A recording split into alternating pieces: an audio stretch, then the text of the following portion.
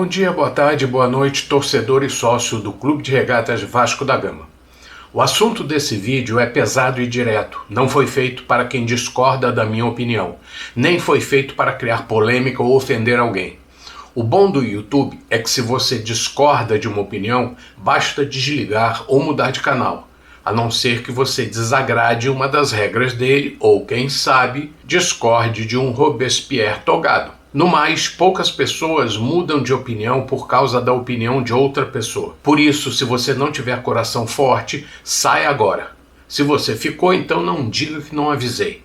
Você pode achar muito estranho este vídeo, mas eu sempre falei que o problema do Vasco são as moscas em torno do prato de sopa, como dizia meu avô, e enquanto o Vasco não jogar o prato fora e junto com ele afastar os políticos que não desejam o melhor para o Vasco, continuaremos na lama. Vamos lá. Para que você decida logo se vai continuar me ouvindo ou cair fora, responda uma pergunta bem direta. Existe ampla liberdade na Venezuela, em Cuba, na Rússia, na China, na Coreia do Norte? Se você acha que sim, então se desligue porque você não entende nada. Mas se você insiste em ficar aqui e ver aonde isso vai dar, então me diga quando foi a última eleição realmente democrática nesses países. Quais são os partidos ou grupos de oposição, os nomes dos seus representantes e quantos votos receberam? Difícil, não é? Se não está fácil achar as respostas, passe para a próxima questão. Por que existe político que admira e elogia regimes como os dos países que citei? Fica aí pensando enquanto continuo o meu raciocínio. Essa postagem parece que nada tem a ver com Vasco, mas tem. A seguir você vai entender. Se você assistiu meus últimos vídeos, já deve ter sacado. Mas se não, vou dar outra dica. No Vasco quem manda são os políticos. E não são os políticos de grandes bigodes lusitanos ou camisetas regata e tamancos nos pés. São os políticos profissionais, aqueles que se infiltraram na política nacional e fincaram suas garras no convés da nau vascaína. Você pode achar que estou te assustando com mais uma narrativa de teoria da conspiração.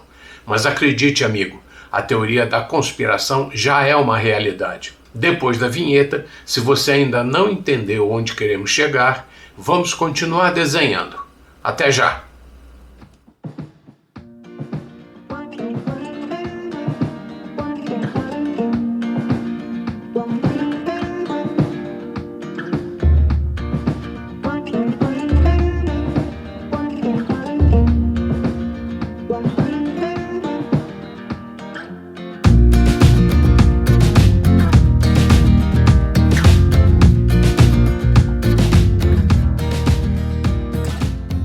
O Vasco sempre teve pessoas envolvidas na política nacional. Não vou relacionar os nomes daqueles que diziam torcer para o Vasco e se meteram na política. Só vou citar um, apesar de nunca tê-lo visto usando uma camisa do Vasco. Mas ele foi um ícone em todos os sentidos, principalmente pela sua atuação polêmica. Estou falando de Eurico Miranda, que se lançou candidato e entrou na Câmara dos Deputados com a promessa explícita e declarada de defender o que ele chamou de interesses do Vasco. Sua atuação abriu espaço para uns e incentivou outros a atuar profissionalmente no setor público. Alguns através do preenchimento de cargos eletivos, outros através de cargos na máquina estatal. Mas com certeza com intuitos pessoais baseados em princípios bem diferentes dos preconizados pelos nossos vascaínos do passado. Demoramos a perceber que a ocupação política se faz aos poucos, ganhando passo a passo a simpatia dos torcedores, usando a premissa de que estamos todos do mesmo lado para combater um possível inimigo opressor. Eurico criou, desenvolveu e depois explorou por muito tempo a teoria de que o Flamengo era o inimigo e não o adversário. Isso foi conveniente para afastar de si as suspeitas sobre a prática de atos administrativos nebulosos. Para encobrir suas ações tirânicas, potencializou a animosidade com o Flamengo, considerado o principal inimigo do dia a dia, para alimentar sua estratégia de ocupação e dominação do clube. Quem não se lembra da narrativa de que a disputa em campo, qualquer que seja a colocação do Vasco na tabela, era um campeonato à parte? deu a entender que era o maior de todos os vascaínos e, portanto, o mais capacitado a defender o torcedor e administrar o clube. Foi um esquema usado para conquistar a simpatia das massas. E isso não é somente uma técnica usada na política. Em algumas comunidades, principalmente as dominadas por grupos criminosos, a defesa do cidadão não é realizada pelo poder público. Mas isso é outra seara. Enquanto nos concentramos simplesmente em combater ideologias, cada vez mais ficaremos escravos dela. Não se luta contra uma ideologia, combate-se as pessoas que propagam seus princípios. Não se derrota uma ideologia por si só, pois ela é simplesmente um conjunto de ideias e ideias não desaparecem porque são derrotadas. Exceção feita aos regimes ditatoriais onde, pela força, se proíbe a disseminação de opiniões divergentes.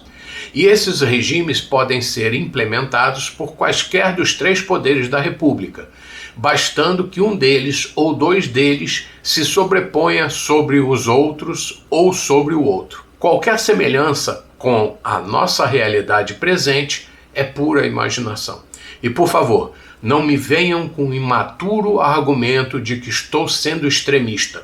Não estou pregando a exterminação de ninguém, a não ser de quem propaga ideologias cruéis sob o manto de valores que não praticam, mas se apropriam, como a liberdade. Derrotar uma ideia não significa eliminar seus seguidores ou a própria ideologia, a não ser que ela tenha como premissa suprimir todas as liberdades e tenha como único objetivo controlar o povo. Talvez por isso atualmente o aparelhamento estatal esteja lutando para voltar ao poder com as armas que acumulou durante décadas. Estamos vendo aquela situação da pelada, onde o antigo dono da bola só admitia que o jogo começasse se ele escolhesse os jogadores, fosse o capitão do time e escolhesse um amigo para ser o juiz. Só que a bola agora está com outro time. Os falsos defensores da democracia agem nas sombras e acusam seus adversários de crimes que eles mesmos praticam e tentam plantar narrativas que, de tantas vezes repetidas, acabam se transformando em realidades falsas realidades. Para isso, basta utilizar a grande imprensa, contrariada por ter perdido a chave do cofre, para difundir lorota. E a condenação é rápida e a sentença é imediata.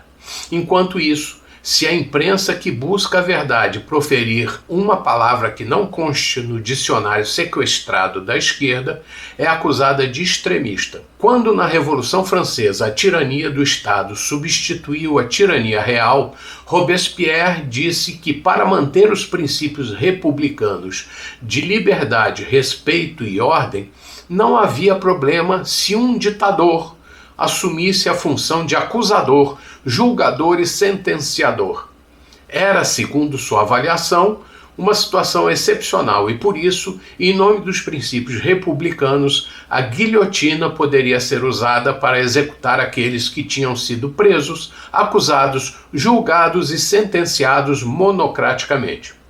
Já nessa época, a Revolução havia transformado a República em algo pior do que a monarquia absolutista, e a tirania só havia trocado de lado. Assim como o povo, lá na Revolução Francesa, durante muito tempo pensou que a República tinha vindo para resolver todos os problemas, os torcedores do Vasco acreditaram que Eurico era o revolucionário que colocaria o Vasco acima de todos os clubes de futebol.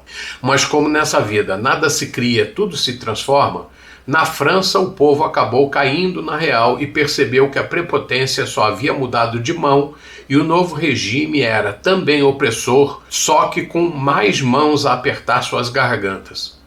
Assim, também ocorreu no Vasco e de um autoritarismo monocrático de Dom Miranda, caímos no totalitarismo dos políticos vascaínos. E como melhoramos o Vasco? Não queremos que o Vasco saia do absolutismo de um e caia na ditadura dos poucos.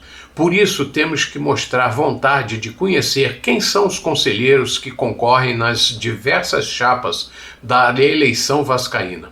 Temos que exigir seus currículos, conhecer seu passado, para não nos surpreendermos com os indicados para presidentes dos demais órgãos do clube. Não basta escolher o presidente e os conselheiros. Precisamos saber quem comandará os conselhos, senão cairemos na mesma armadilha da Câmara e do Senado da República, que tem como presidentes indivíduos com pouca representatividade nas urnas, escolhidos com base em conchavos de bastidores e, por isso, sem a confiança da maioria da população. Representam a quem?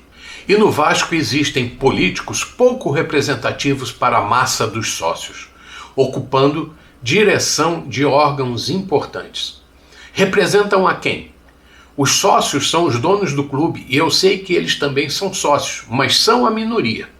Que direito tem de decidir as coisas autoritariamente, sem consultar ou ouvir os sócios? Qualquer governo democrático ouve o povo através de consultas públicas. Por que o Vasco não?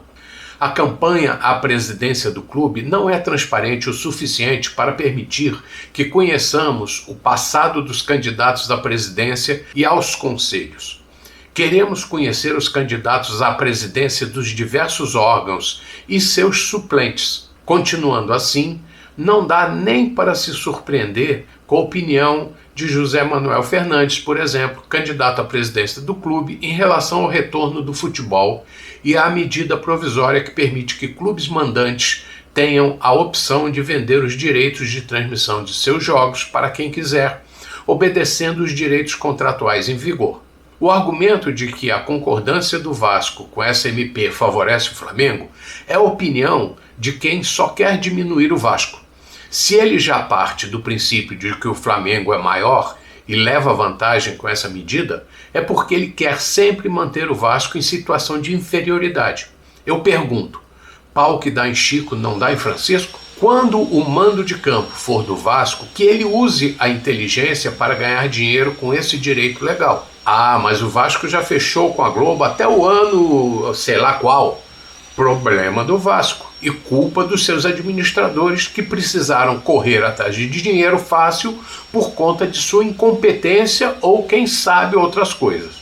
Se caíram na lábia da Globo, que pensem no clube no futuro, antes de adotar políticas financeiras desastrosas que os coloquem de pires na mão. Esse argumento dele de ser contra só porque o Vasco não tem cacife para negociar me parece um argumento de quem perdeu espaço no governo e passou para a oposição ou que busca apoio de uma corrente política do clube para a sua campanha à presidência do clube. Cuidado, vascaíno.